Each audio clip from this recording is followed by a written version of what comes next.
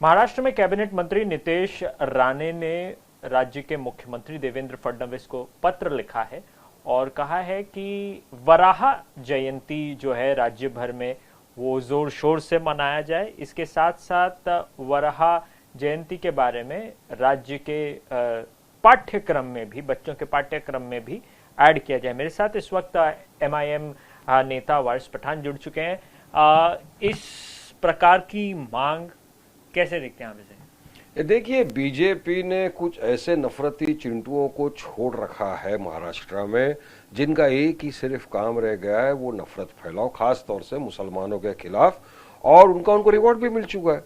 जो यही बोलते थे कि मस्जिदों में घुस घुस के मारेंगे, हमारे हुजूर मोहम्मद सल्लल्लाहु अलैहि वसल्लम के शान में जो गुस्ताखी करते थे, ऐसे लोग हैं, उनको तो बीजेपी ने रिवॉर्ड देके मंत्री बना दिया है, जो मस्जिद में घुस के मारने वाले थे मुसलमानों को, उन लोगों को। जबकि उनको रोकना चाहिए कि भाई आप सांप्रदायिक तनाव क्यों फैलाते हो भाई राज्य के अंदर, क्यों राज्य की शांति भंग करने की बात करते हो।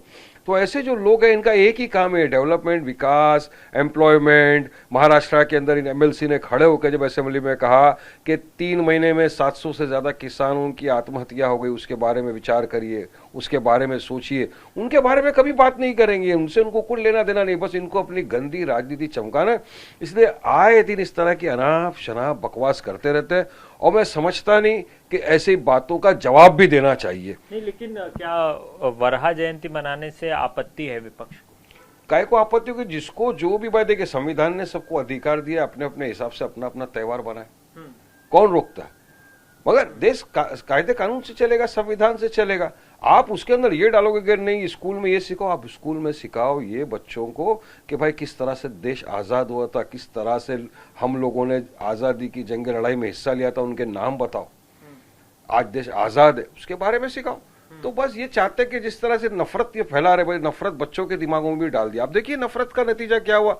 अभी ही जलगांव में हमने देखा, हमने क्या इंसिडेंस हुआ।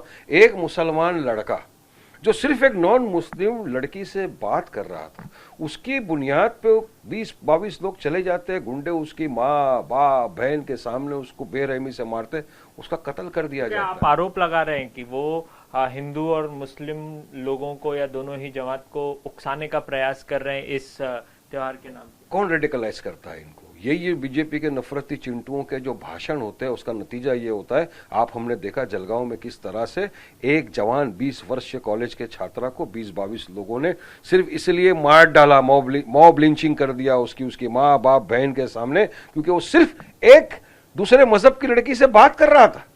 इतना इनका माइंड रेडिकलाइज कर दिया, इतना इनके दिमाग में जहर घोल दिया है, इस तरह के नफरती भाषणों की वजह से ये सब हो रहा है ना। तो हम बार बार आपसे यही तो गुहार लगाते हैं आपके माध्यम से कि महाराष्ट्र के मुख्यमंत्री देवेंद्र फडणवीस का दायित्व बनता है कि इस तरह के भाषणबाजी दे रहे, उनकी जबान पे लगाम लगाए। वराह जयंती से कोई आपत्ति नहीं आप लोगों? अब देखिए वो क्या बनाते क्या नहीं बनाते, सरकार है, सरकार को उचित कदम उठाने चाहिए। हम तो चाहेंगे कायदा कानून का पालन करके संविधान के दायरे में रहकर जो सरकार फैसला ले होना चाहिए। बहुत बहुत शुक्रिया हमसे बात करने के लिए वारिस पठान।